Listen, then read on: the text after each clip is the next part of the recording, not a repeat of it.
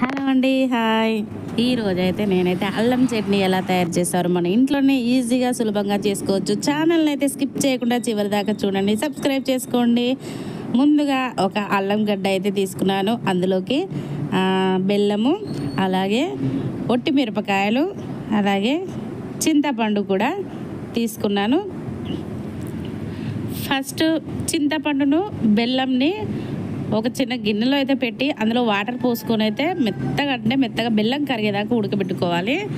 తర్వాత అయితే అల్లాన్ని అయితే చెక్క తీసుకొని చిన్న చిన్న ముక్కలుగా కట్ చేసుకోవాలి. కళాయి పెట్టుకొని అందులో అల్లం ముక్కలు కట్ చేసుకున్న అల్లం ముక్కలు, ఒట్టి మిరపకాయలు వేసి అందులోనే కాస్త ఆయిల్ వేసి సిమ్లో పెట్టి వేయించుకోవాలి. ఇదిగోండి, ఈ లోపు అయితే ఈ విధంగా అల్లంని చింతపండుని అయితే ఉడికించుకోవాలి. మెత్తగా అంటే చాలా మెత్తగా ఉడికించుకోవాలి. ఇటు సైడ్ వచ్చేసి అయితే ఈ అల్లాన్ని సిమ్లో పెట్టి ఉడికించుకుంటే ఏంటంటే అల్లం ముక్క అనేది లోపల దాకా ఉడికి చాలా ఘాటుగా ఉంటుంది కాబట్టి పచ్చివాసన అంతా పోయేదాకా నూనెలోనే ఉడికించుకోవాలి.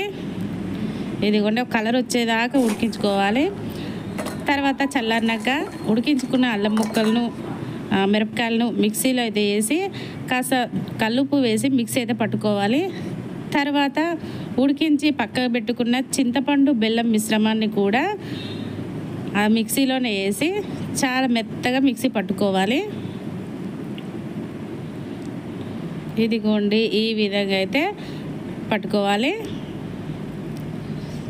దీన్ని అయితే ఒక గిన్నెలోకి అయితే తీసుకుంటున్నాను.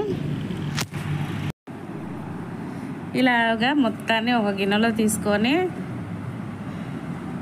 చూసుకోవాలి. మనకు చిక్కగా ఉంటే కాస్త వాటర్ పోసుకోవచ్చు, గట్టిగా అనిపిస్తే కొద్దిగా వాటర్ పోసుకోండి.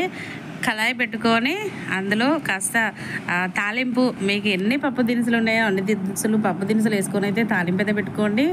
ఫైనల్గా కరివేపాకు అయితే కంపల్సరీ వేసుకోవాలి. ఇప్పుడు ఆ తాలింపు అనేది అల్లం చట్నీలో కలుపుకోవాలి.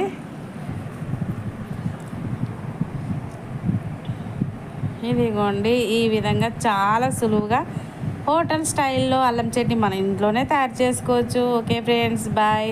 సబ్స్క్రైబ్.